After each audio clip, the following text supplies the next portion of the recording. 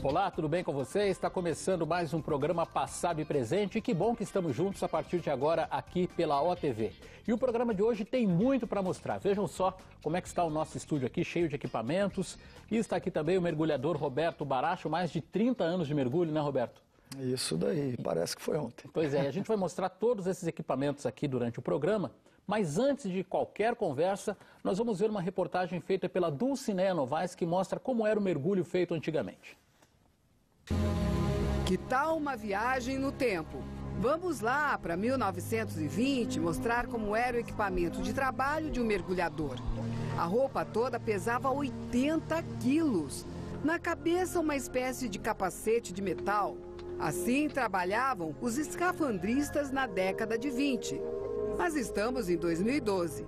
Orientado pelo francês Pierre Passot, um dos maiores instrutores de mergulhadores com escafandros da França, o mergulhador Roberto Baracho resolveu experimentar o equipamento à moda antiga. Quase um século depois, as roupas são muito mais leves, bem diferentes das que eram usadas antigamente. Olha, vai ser uma aventura surpreendente para todo mundo que acredita que toda a experiência de mergulho autônomo te deixa resolvido, vai se surpreender. No momento de entrar na água, tudo é feito com muita cautela. O sistema de comunicação é rústico, parece um alto-falante. Dá para ouvir a respiração do mergulhador. Eu vou me adaptar, tem que esperar um pouco e bombeia um pouquinho mais. Bombeia um pouquinho mais. O ar para dentro do capacete era bombeado assim, com muito esforço dos integrantes da equipe. Trabalho feito em alto mar, com o barco balançando.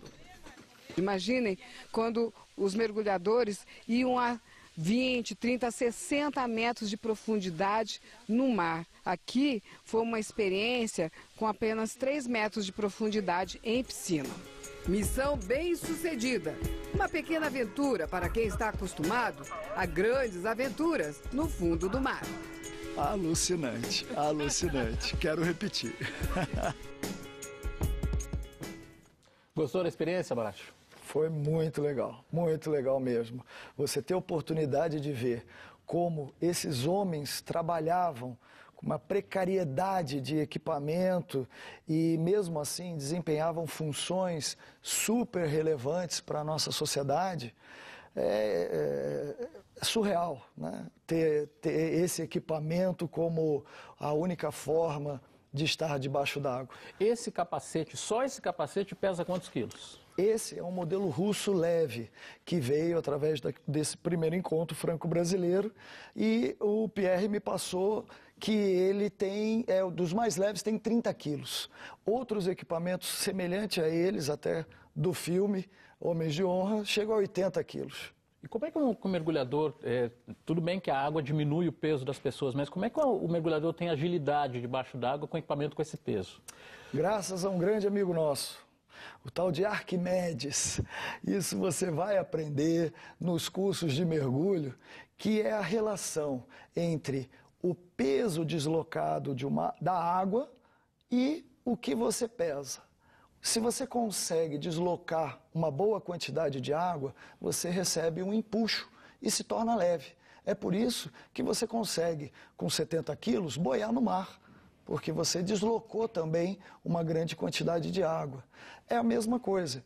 O mergulhador e todo aquele equipamento estava pesando aproximadamente 180 quilos, mas dentro da água, com o ar sendo bombeado, ele se tornava leve. Então ele podia ter uma mobilidade para realizar alguns trabalhos.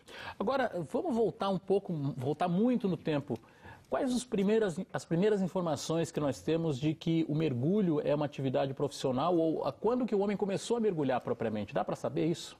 A gente pode remeter à própria história do ser humano no planeta, né?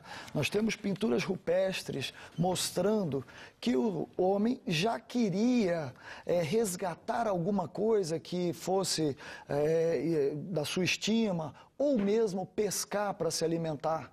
Então você tem desenhos mostrando o ser humano embaixo d'água pescando ou capturando alguma coisa que era interessante para ele. E depois o mergulho profissional propriamente dito, ou o mergulho com a função de resgatar objetos na água? Quando é que surgiu isso? A gente pode remeter também ao próprio Alexandre o Grande, que depois de pilhar diversas, né, embarcações, ele queria resgatar o produto da sua vitória, né? E construiu um sino aonde colocavam algumas pessoas. Diga-se de passagem, ele também foi um dos primeiros a entrar nesse sino, com a ilusão que ele ia encontrar Netuno, e afinal ele era rei, então ele queria conversar com outro rei também. Mas isso viabilizou chegar ao fundo e fazer o resgate.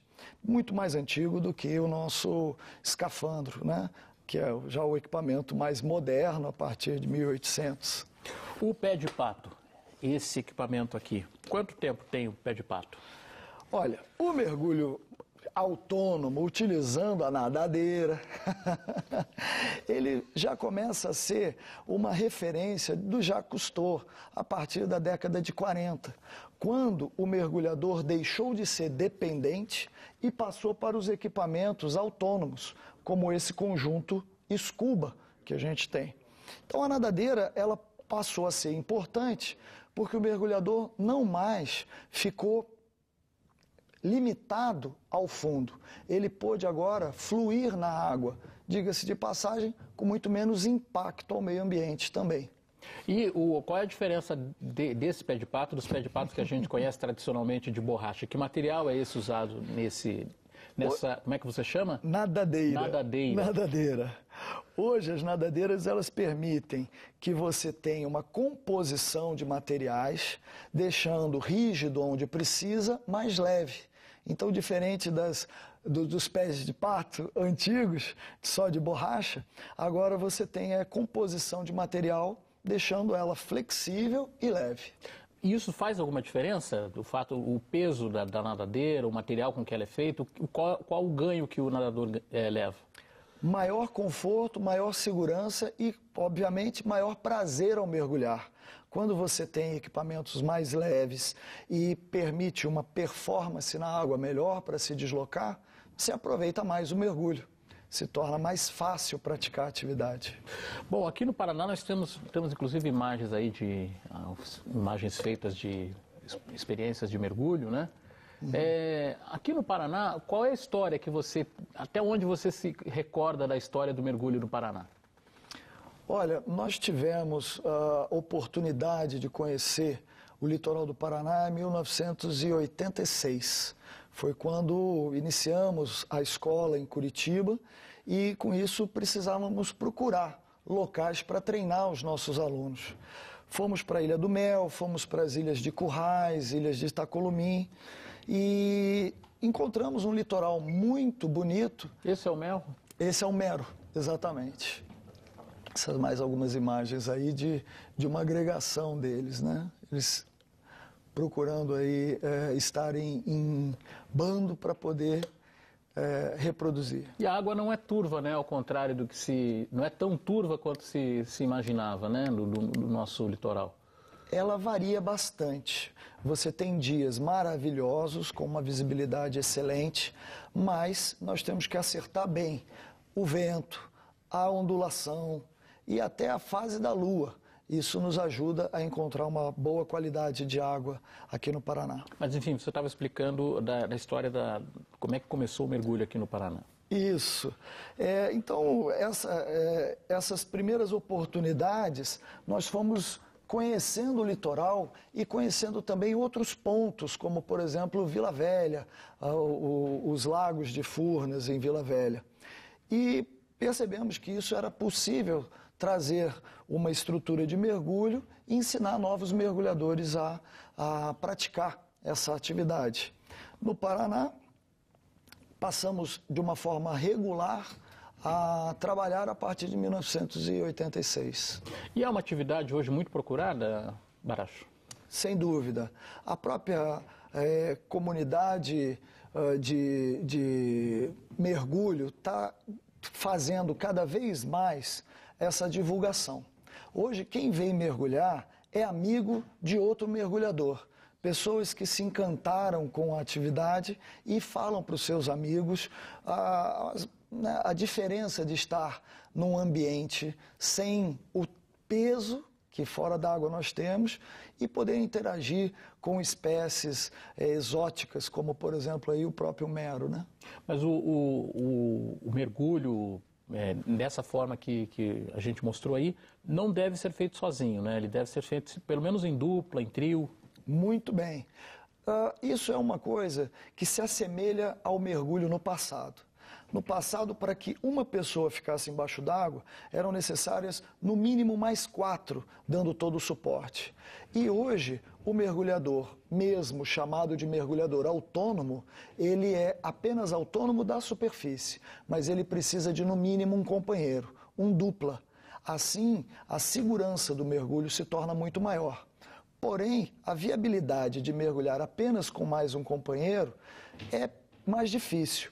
Então, através de um centro de mergulho, através de uma escola, você consegue juntar pessoas com o mesmo interesse, sair de barco, fechando grupos e, com isso, fazendo com que a atividade se torne muito mais prazerosa e também muito mais segura. Tá certo, a gente vai para o intervalo e já o Baracho vai explicar os efeitos da profundidade no organismo das pessoas. Nós vamos mostrar outros equipamentos aqui, a câmera, o traje de mergulho. É só um minutinho, o Passado e Presente já volta.